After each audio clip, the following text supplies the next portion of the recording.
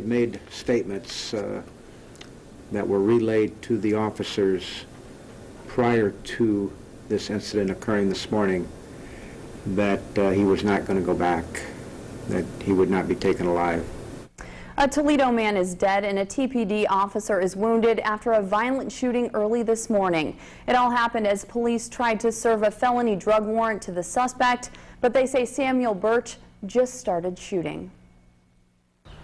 All is quiet on Linden Place, but just before 1:30 this morning, gunfire rang out in South Toledo. Police say it was all at the hands of this man, 24-year-old Samuel Birch, as TPD SWAT officers came to his home. Birch's girlfriend and a 12- and 5-year-old were inside. There was a brief conversation, at which time Samuel Birch pulled out a 9mm Ruger semi-automatic handgun and fired 2 rounds. Police believe one of those rounds hit Officer Robert Orwig in the right leg. He was one of 4 TPD SWAT officers on scene early this morning.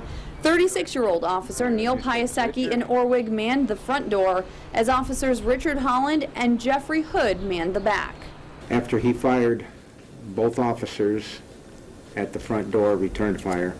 Officer Neil Piasecki fired 8 times. Officer Robert Orwig fired 3 times. Birch was pronounced dead on scene. Cops say he was hit 6 times.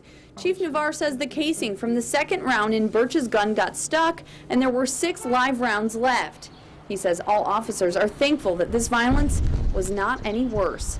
Meanwhile, Navarre says serving warrants is something SWAT does every day and usually the situations aren't this dangerous, but Birch made it clear that he wasn't up for negotiation.